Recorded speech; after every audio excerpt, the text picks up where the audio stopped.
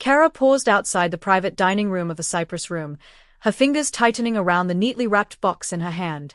Through the frosted glass, she could see blurred shapes of her family already seated at the long table. The soft clink of crystal and low laughter floated through the door as a server poured wine. 8 years. 8 years of answering every call, solving every crisis, sending money the second someone said emergency.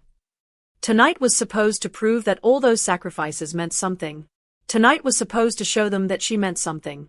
Before I continue, please hit the subscribe button and tell me where you're watching from.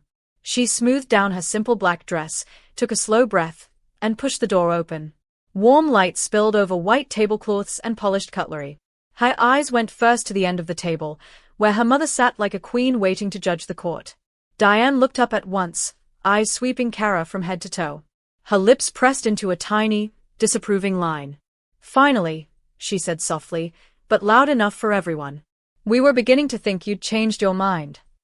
Next to her, Cara's older brother Eric hid a smirk behind his wine glass. He had worn that same smug look since childhood, the look that said, I'm safe. She'll clean it up. On the other side, her younger brother Jake looked up from his phone and pasted on a bright smile that did not reach his eyes. Look who made it, he drawled. Cara decided to show up after all. Only her father reacted differently. Mark pushed his chair back and stood, his face lighting up when he saw the box in her hands. There's my girl, he said, opening his arms. His voice was warm, almost boyish. For a moment, the cold air in Cara's chest eased. She walked around the table, forcing a polite smile at the others before stepping into his hug. Happy birthday, Dad, she said quietly. His arms wrapped around her in a hug that felt real, not staged for anyone else.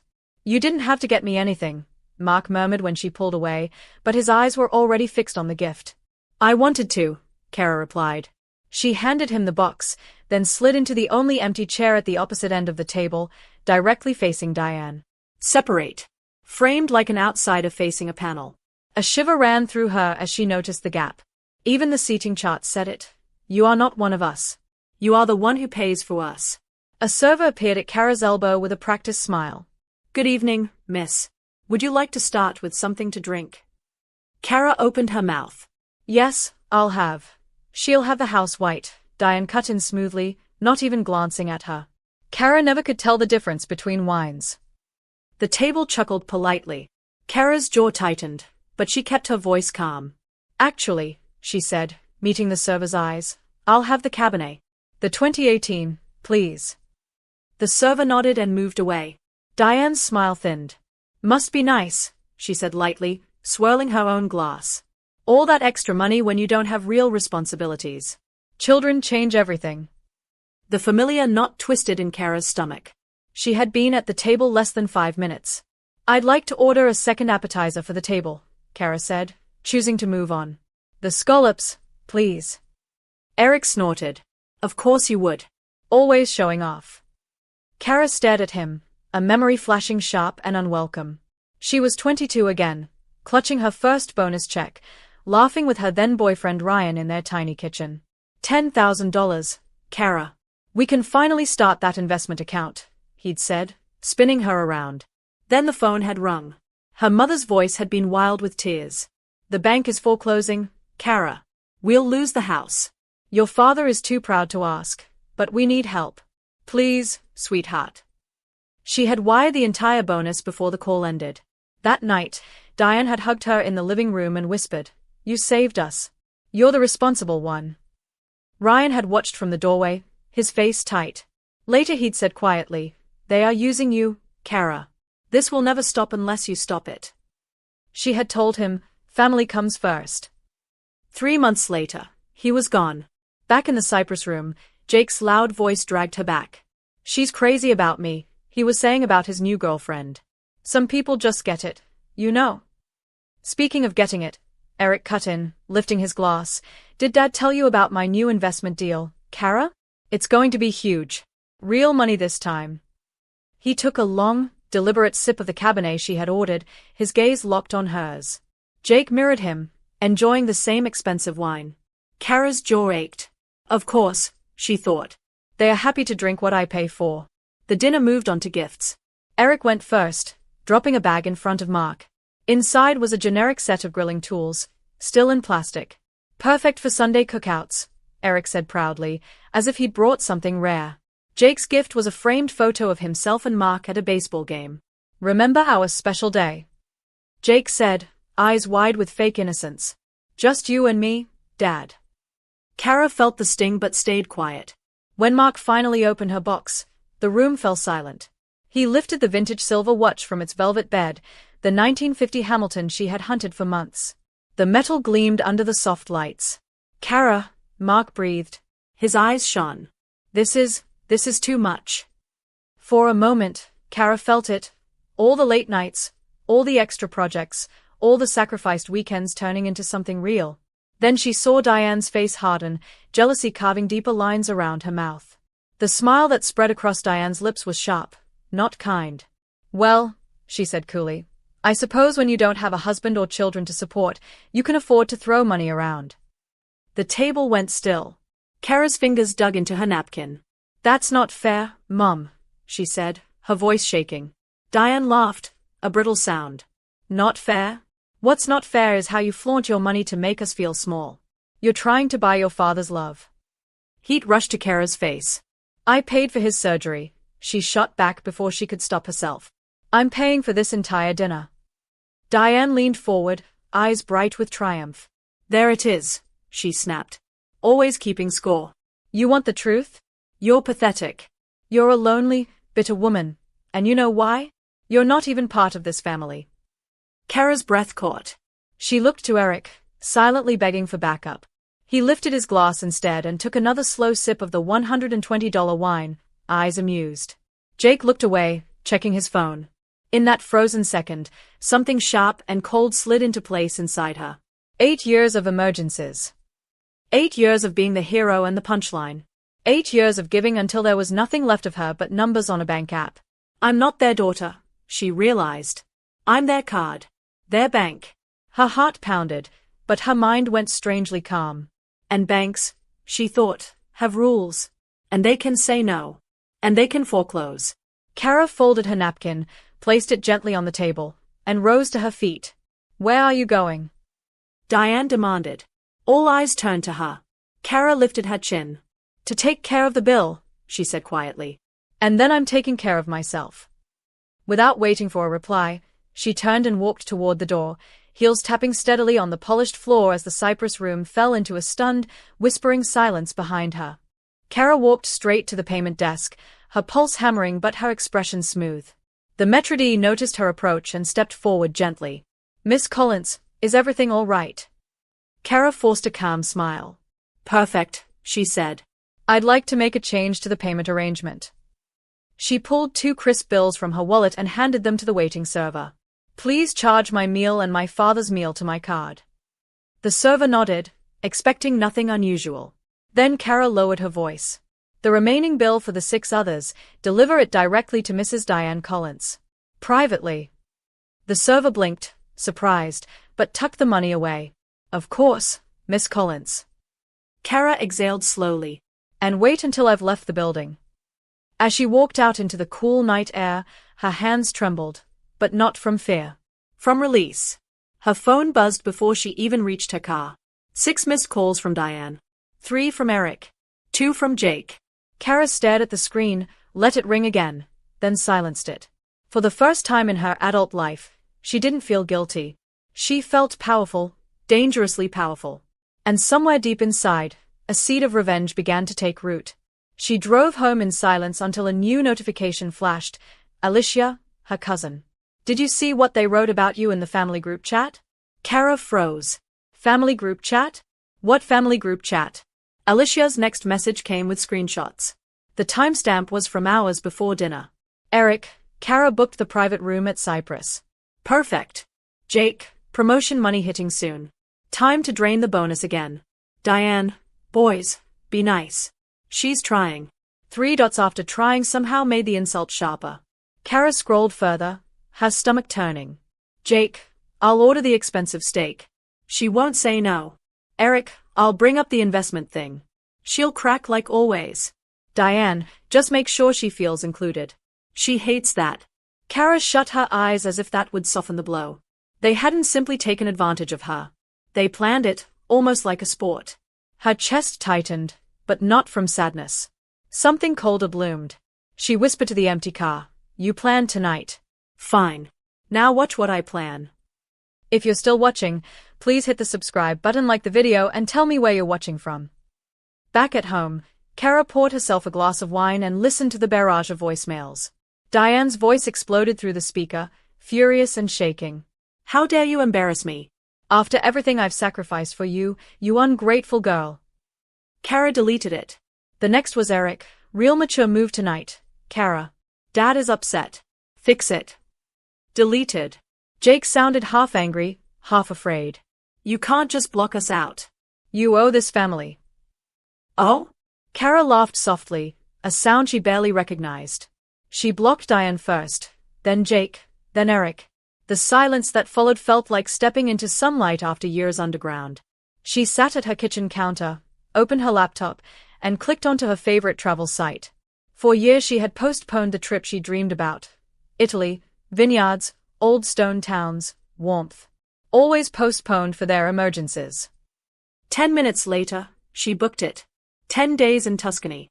When the confirmation email arrived, Cara leaned back and whispered, "My life starts now."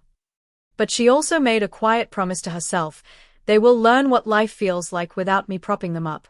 Morning light filtered through her blinds as Cara spread her financial records across the table. Paper after paper revealed the truth in cold ink. $30,000 withdrawn for Mark's surgery, $15,000 for property taxes, $10,000 lost to Eric's failed business, thousands more scattered across Jake's bills and emergencies. She calculated twice, then a third time. $73,450 over 8 years. Her stomach tightened, not from regret, but from clarity. They hadn't loved her. They had used her. The emotional losses were worse. The dates cancelled, the promotions she missed, the years of anxiety, the nights waiting for the next crisis call. She took a slow breath, steadying herself. This wasn't weakness. This was evidence. And evidence was the foundation of revenge. Later that morning, Cara sat in Dr. Croft's office, her hands knotted. "I'm free," Cara whispered. "So why does it still hurt?" Dr. Croft studied her gently. "Because you tied your identity to serving them. Now we find out who Cara is without their chains." Cara nodded slowly. She wasn't just walking away. She was preparing to strike back, calmly, precisely, and on her own terms. That evening, Cara's phone buzzed with a new notification. "Jake Collins has tagged you in a GoFundMe campaign." She frowned and opened the link. The title punched the air from her lungs: "Family Betrayed by Narcissist Sister." Her own face was in the header photo, pulled from her social media. The description painted her as a heartless villain who abandoned her family after years of loving sacrifice. "Unbelievable," Cara whispered. She scrolled further. Jake had written that they needed money because she refused to pay for necessary medical bills. Rage simmered low in her stomach, but this time it wasn't the helpless kind. It was controlled, sharp. She reported the campaign for fraud. 10 minutes later, it vanished. An email arrived immediately from Jake's personal address. "You're a monster. You ruined everything. You'll regret this." Cara read it twice, waiting for the familiar panic. It didn't come. Instead, she whispered, "Keep talking, Jake. Every word you send is evidence." She saved the email, screenshot it, backed it up twice. 2 days later, she sat in Dr. Croft's office again, fingers twisting together. "I feel guilty," Cara admitted quietly. "Not for what I did, but for not feeling guilty anymore." Dr. Croft smiled gently. "Guilt is a habit, not a truth. They taught you that firmness equals cruelty and boundaries equal betrayal." Cara exhaled shakily. "Then why does it feel like part of me still wants to run back and fix everything?" Dr. Croft leaned forward.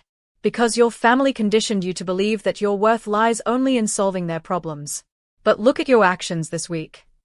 She ticked them off on her fingers. "You said no. You blocked manipulation. You made choices for your life. That isn't cruelty, Cara."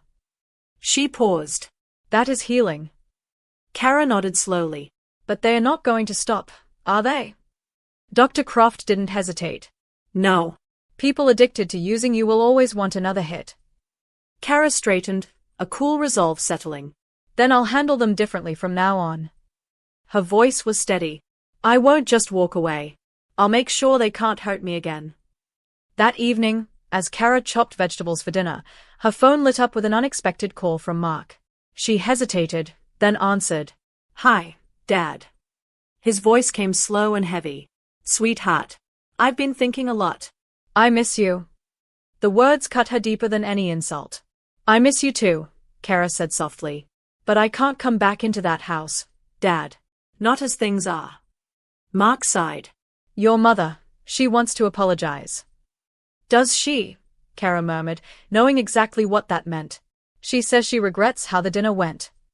Cara closed her eyes, hearing Dr. Croft's voice. Apology under pressure is manipulation. Dad, she said gently, did she apologize because she feels remorse, or because she wants access to me again? Silence stretched. Then Mark whispered, maybe both. Cara swallowed hard. That's not enough. Mark exhaled. I just want my family together. Cara's voice was firm now. Families don't destroy the member who helps them the most. He didn't argue. They talked a little longer, work, weather, his new meditation class. When she hung up, Cara felt a bittersweet ache. She loved her father. And she would protect him later, when the time was right. But she wasn't saving everyone anymore. Thanksgiving arrived with none of the usual obligations. Cara spent it with her friend Julian and his boyfriend, Michael. The apartment buzzed with laughter, spilled gravy, and half-burnt rolls. For once, guilt didn't sit beside her like a ghost. To freedom, Julian said, raising his glass with a grin. Cara clinked hers against his. To peace, she added. Later that night, scrolling through her phone, she saw Diane's yearly Thanksgiving post, a perfectly staged family photo with captions dripping in martyrdom. So sad when selfishness tears families apart. We miss those who should be here. Eric and Jake stood stiffly beside her, their smiles tight. Mark looked tired, too tired. The post didn't break Cara the way such things once did. Instead, she studied it like a puzzle. You're unraveling, she whispered to the screen. You just don't know it yet. She took a screenshot. Diane had no idea how much documentation Cara now possessed, or how patient Cara could be. Revenge wasn't an explosion. Revenge was a plan with steps, timing, and precision. And Cara was almost ready. The call came 3 days later from Beatrice, Eric's wife. Her voice trembled. Cara, I'm sorry to bother you, but I didn't know who else to call. Cara sat down slowly. What's wrong? Beatrice sniffled. Eric admitted he owes you $10,000. He told me you cut him off and ruined his finances, and now he's demanding I sell my car. Cara's jaw tightened. Beatrice, I'm truly sorry you're in this position, but I'm not responsible for Eric's decisions. But if you could just... No, Cara said gently but firmly. You both need to handle this together. I'm not fixing it. There was a stunned silence on the other end. He always said you'd help, Beatrice whispered. He counted on it. Cara nodded, unseen. I know. That was the problem. When she hung up, a cold, steady clarity washed over her. Eric was cracking under pressure. Jake was panicking. Diane was spinning public stories like a spider desperate to rebuild a broken web. They had lived comfortably for years on her guilt and reliability. But now, their structure was collapsing. And Cara wasn't done. Not yet. Not even close. The next morning, an email waited in Cara's inbox from Maria in senior management. Cara, would like to consider you for project lead on the Harrington acquisition. Let's discuss. Cara reread the message twice, her heart thudding. This was the opportunity she had been working toward for years. More responsibility, higher pay, a major leap in her career. But another voice whispered in her mind, the old script. What if your family needs you? What if another emergency comes? What if they call and you're not available? She rubbed her temples. She had lived her entire adult life in fear of missing their crises, shaping her choices around their chaos. Later, in Dr. Croft's office, she paced restlessly. What if I take this job and something happens? What if I become unreachable when they need me? Dr. Croft folded her hands calmly. Whose emergencies are you actually afraid of missing, yours or theirs? Cara stopped walking. Mine, she whispered. The realization stunned her. She was afraid of losing the identity they carved into her, the fixer, the rescuer, the dependable one. You don't owe anyone the sacrifice of your future, Dr. Croft said. That night, Cara sat at her computer, took a deep breath, and typed her reply. I'd be honored to lead the Harrington project.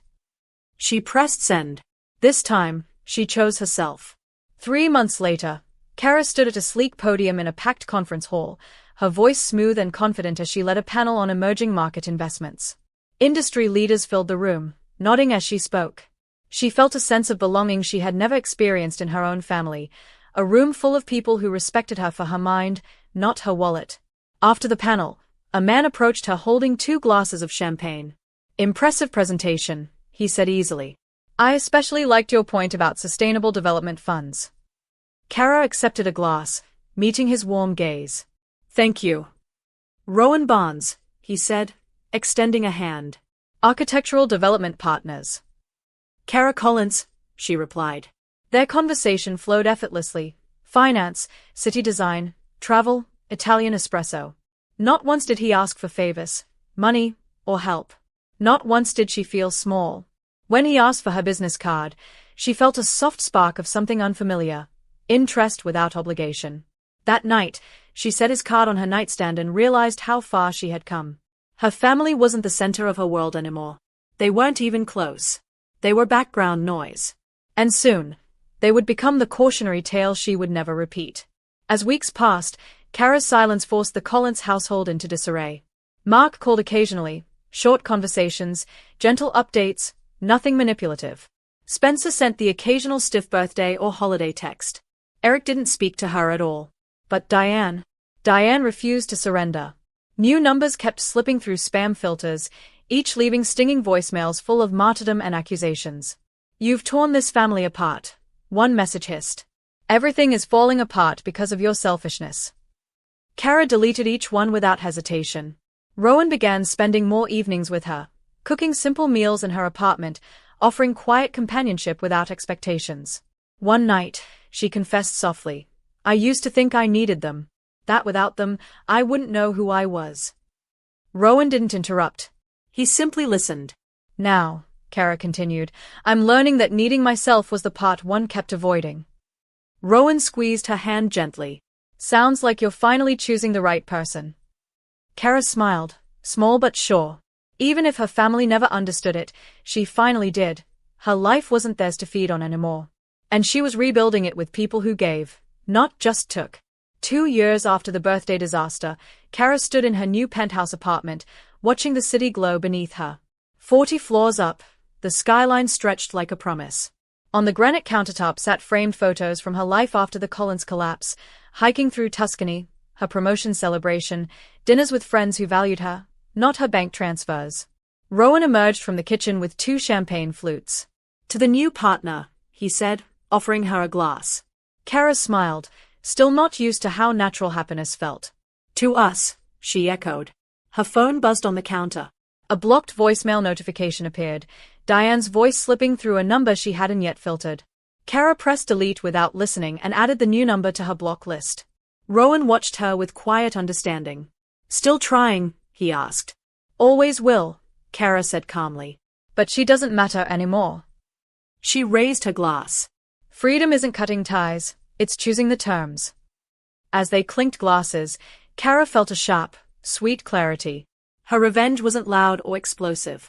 It was success, peace, silence, and the one thing her family never believed she could have without them, power. Later that night, curled on the sofa with her journal, Cara wrote the truth she had fought hard to learn. My worth exists even when I'm not fixing anyone. My life belongs to me. She traced the embossed compass on her bookshelf, Dr. Croft's final gift. Find your true worth. The next day at the office, she noticed a young analyst named Ella glancing anxiously at her phone between tasks. Cara recognized the signs instantly, the guilt, the fear, the constant hypervigilance. Everything okay? Cara asked gently. Ella swallowed. My brother needs money again. I'm thinking of taking out a loan. Cara didn't tell her story. She simply handed Ella a pamphlet about financial boundaries and family manipulation. You're not alone, she said. Ella blinked back grateful tears. In that moment, Cara realized something profound. She had transformed from a victim of her family to someone who could help others escape the same trap. She closed her journal that night with a clean, decisive thought. The Collins family taught me everything I needed to destroy their power. And the best revenge wasn't hurting them. It was living a life they could no longer access, use, or control. The quiet didn't last.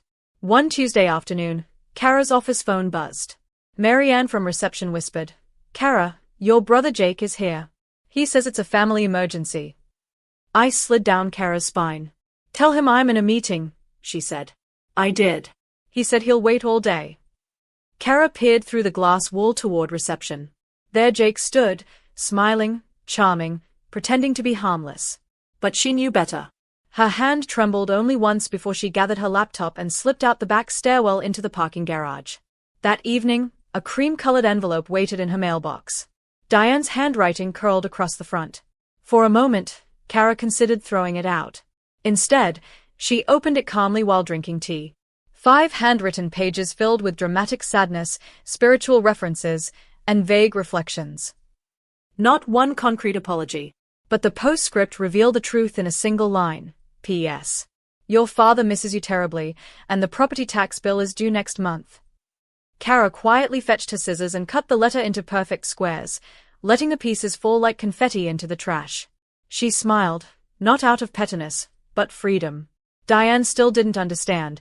Guilt no longer worked on her. The next morning, Cara made 3 calls that marked a turning point. First, to her bank, increasing her automatic monthly transfers into her retirement account, the one she had drained to rescue her family. Investing in herself felt like reclaiming stolen years. Second, she called her friend Rachel. "I need a boundary," Cara said plainly. "No updates about my family. No messages from them. Nothing." Rachel paused, then said, "They've been calling me, haven't they?" "Yes." "Then consider them a forbidden topic from now on," Rachel replied. Third, Cara finally registered for pottery classes, a small dream she never allowed herself to pursue while drowning in other people's emergencies. That evening, her father called. Mark's voice was soft. "Cammy, I miss you." She closed her eyes, tears threatening.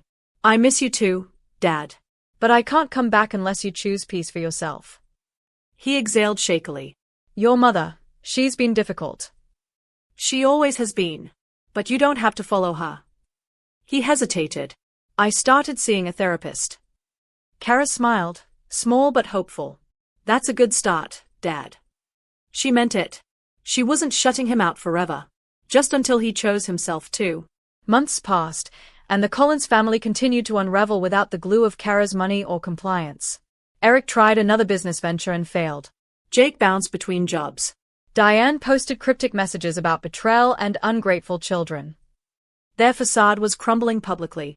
Meanwhile, Cara thrived. Her leadership on the Harrington acquisition earned her glowing recognition and the formal title of partner.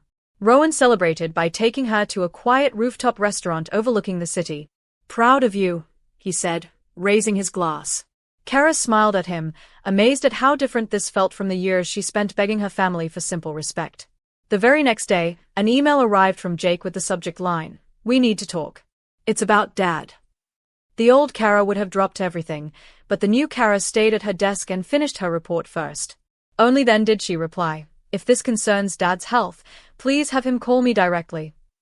No more middlemen. No more manipulation." Her phone buzzed again, Mark's name. She answered immediately. "Sweetheart," he said, "I'm fine." Jake exaggerated. Cara sat back, her heart aching but steady. They were finally losing their control. A week later, Cara met with Jake at a busy cafe. By her choice, by her terms. She set her phone to record in her purse, ensuring everything was documented. Jake arrived looking oddly polished, rehearsed even. "Cara, Dad needs surgery," he said dramatically, placing photos on the table. Cara studied them calmly. "Which doctor is he seeing?" Jake hesitated. "Dr. Wilson." "Specialty?" "Does it matter?" "Yes," Cara said, folding her hands. "Because if you're telling the truth, Dad can authorize me to speak with him right now." Jake stammered. "He's resting." Cara picked up her phone and dialed Mark on speaker. He answered, sounding alert. "Dad," she said, "Jake says you need surgery." "Surgery?" Mark scoffed. "No, honey. Just a medication change. Doing much better. Jake's face drained of color. I have to go, he muttered, grabbing his bag. Cara watched him flee, no pity left in her. Rowan approached from his nearby table, just as planned. You okay? He asked quietly. Cara nodded. For the first time, yes. Her family's final tactic had collapsed right in front of her, exposed by their own lies. The era of control was over. Permanently. 1 year later, standing on a penthouse balcony with the city lights glittering below, Cara finally understood what revenge truly meant. It wasn't yelling, or proving herself, or making them suffer the way they made her suffer. No, revenge was peace. Revenge was success.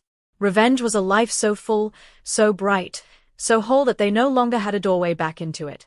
Rowan wrapped an arm around her waist as she raised a glass of champagne. To us, he asked softly. Cara smiled, resting her head against his shoulder. To freedom, she said. Inside, her walls held photos of the life she built on her terms. Italy, promotions, friendships, her pottery pieces displayed like small trophies of independence. Her phone buzzed with another blocked voicemail from Diane. She deleted it without listening. No sting. No hesitation. No guilt. What are you thinking? Rowan asked. Cara looked out over the city, the vast, beautiful horizon that finally belonged to her. I'm thinking, she said, that the best revenge is living a life they can't touch. And for the first time in her life, she stepped forward without looking back. Thank you so much for watching till the end. Don't forget to like the video, subscribe, and tell me where you're watching from.